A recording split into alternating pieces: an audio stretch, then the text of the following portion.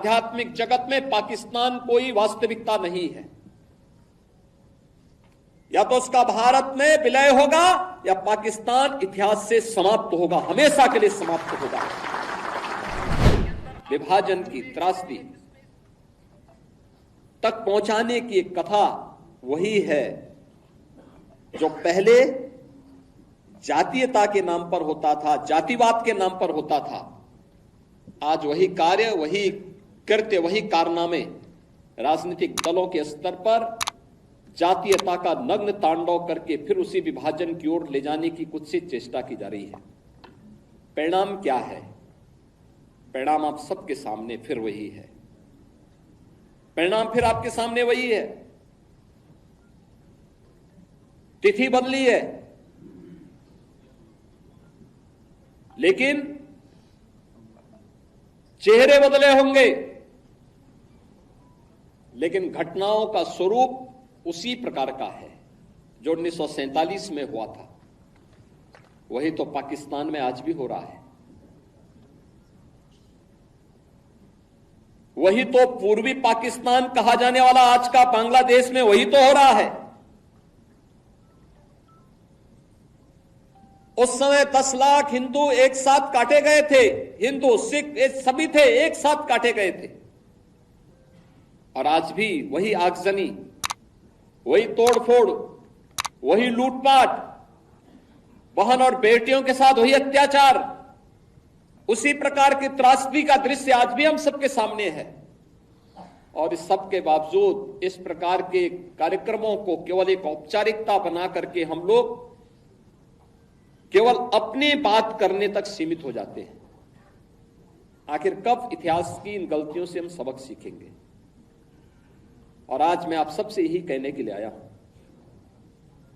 हम आभारी हैं प्रधानमंत्री मोदी जी के, जिन्होंने इतिहास के इन काले अध्यायों से पर्दा उठा करके देश की जनता की आंखों को खोलने का काम किया है, देश का ध्यान आकर्षित किया है, इतिहास की इन गलतियों के परिमार्जन के लिए रास्ता बनाने का एक आह्वान हम सबका किया है। और उसी आह्वान के साथ जोड़ने के लिए मैं आप सबसे भी कहने के लिए आया हूं कि जो दृश्य 1947 में हुआ था, वही दृश्य तो आज बांग्लादेश के अंदर हम सबको देखने को मिल रहा है।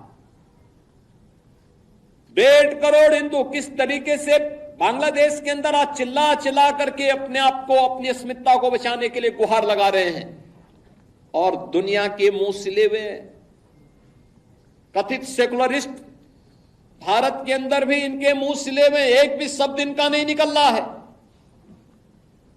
क्योंकि उनको भय है कि अगर इन निरीह कमजोर लोगों के इस पक्ष में इन्होंने आवाज निकाली तो इनका वोट बैंक खिसक जाएगा। वोट बैंक की चिंता है, लेकिन मानवीय संवेदना इनकी मर चुकी है। मानवता के रक्षा के लिए इनके मुंह से एक भी शब्द नहीं निकलने वाला है, नहीं निकलेगा, क्योंकि इन्होंने आजादी के बाद लगातार उसी प्रकार की राजनीति को प्रेरित और प्रोत्साहित किया, उसको लेकर के आगे बढ़ते रहे। ये लगातार बांटो राज करो की उस राजनीति के तहत ये लोग देश के अंदर कार्य करते रहे। अंग्रेजों से सत्ता इन्होंने उस समय प्राप्त की।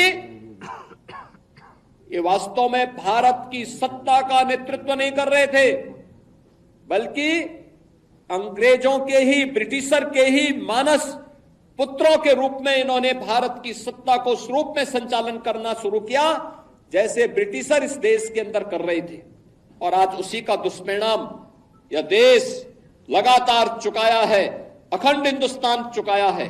लेकिन हमारा संकल्प है, महर्षि अरविंद ने जो 1947 के पहले घोषणा की थी,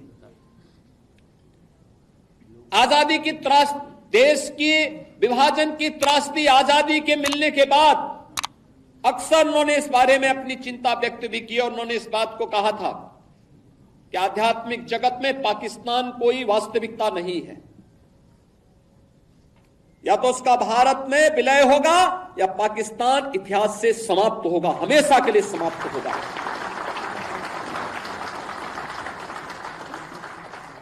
क्योंकि आध्यात्मिक जगत में जब जिसका कोई वास्तविक अस्तित्व नहीं है उसको नष्ट ही होना है, और उसकी नष्टता, उसके नश्वरता को हमें संदेह की निगाहों से नहीं देखना चाहिए।